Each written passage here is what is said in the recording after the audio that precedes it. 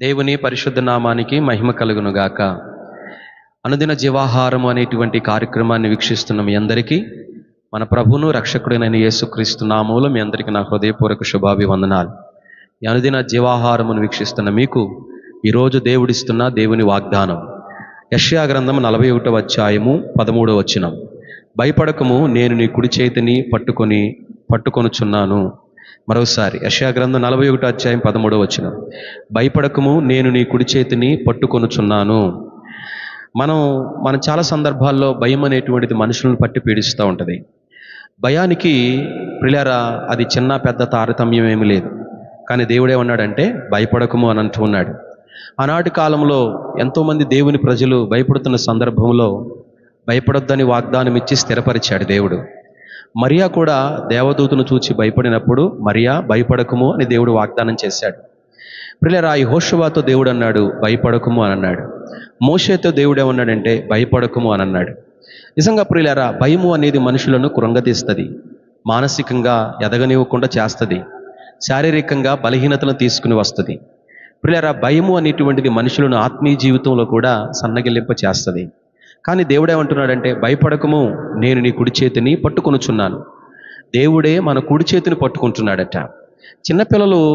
చిన్నపిల్లల చెయ్యి పెద్దవాళ్ళని పట్టుకుంటే చిన్నపిల్లలు జారిపోతారు. కానీ పెద్దవాళ్ళు చెయ్యి చిన్నపిల్లల చేయి పట్టుకుంటే ఎంత దూరమైనా జారిపోకుండా పడిపోకుండా ప్రియులారా నడవుచుకుంటూ వెళ్ళిపోతాయి.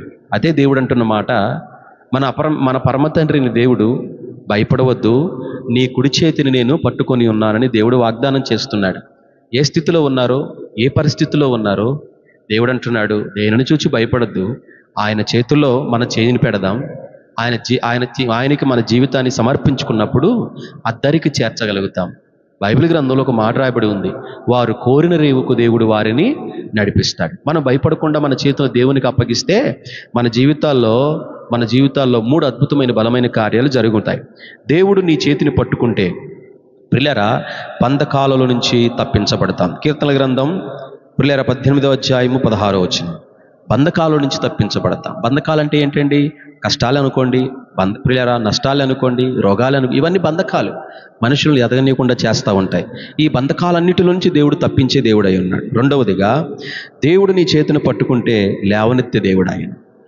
కురింగిపోయిన పరిస్థితుల నుంచి లేవనెత్తే దేవుడు ఆయన. మూడవదిగా, రక్షించే దేవుడు. రక్షించబడతాం. నిజంగా ప్రియులారా, ఎన్నో అపజయాల మధ్యలో, సుడిగుండాల మధ్యలో కొనసాగుతున్న మనము మన చేతిని ఆయన పట్టుకుంటే, మన చేతిని ఆయన చేతులకు అప్పగిస్తే నిశ్చయముగా ఆయన మనల్ని రక్షిస్తాడు, ఆయన మనల్ని కాపాడుతాడు. కనుక భయపడొద్దండి. దేని విషయంలో భయపడొద్దు. ఆఖరి నిమిషంలో కూడా నీ కొరకు అద్భుతం చేయడానికి సమర్థుడైన దేవుడు ఉన్నాడు. దిగులు పడవద్దు. స్తుతించండి, ప్రార్థించండి, దేవుని సందులో విజ్ఞాపన చేయండి, విశ్వాసం ఉంచండి, ధైర్యముగా ఉండండి. మిమ్మల్ని రక్షించే దేవుడు మీ దేవుడైన యెహోవా. మీ కొరకు చిన్న ప్రార్థన. పరిశుద్ధుడా, ప్రేమ కలిగిన తండ్రి, భయపడకము, నేను నీ కుడి చేతిని పట్టుకొనుచున్నానన్నావు. అవునయ్యా, ఎవరైతే ఈ లోకంలో జారిపోతూ ఉన్నారో, కృంగిపోతూ ఉన్నారో, దిగులు పడిపోతూ ఉన్నారో, ఇబ్బందులు పడిపోతూ ఉన్నారో, ప్రభువా జారిపోతున్న పరిస్థితుల్లో ఉన్నారో, దిగజారిపోయే పరిస్థితుల్లో ఉన్నారో, వారిని మీరు కుడి చేతి పట్టుకొని లేవనెత్తబోతున్నందుకు స్తోత్రం. ఏ విషయాల్లో భయపడుతున్నారో వాటన్నిటిలో జయం కలుగునుగాక. కృప విస్తరింపచేసి ఈ దినమంతయు కూడా నీ బిడల మీరు చేయిపట్టి అద్దరికి చేర్చి వారు కోరిన రేవుకు బిడలు నడిపించబడుదురుగాక అని దీవిస్తూ ఆశీర్వదిస్తూ యేసు నామములో అడిగి పొంది ఉన్నాము తండ్రి. ఆమేన్, ఆమేన్, ఆమేన్. దేవుడు మిమ్మల్ని దీవించునుగాక.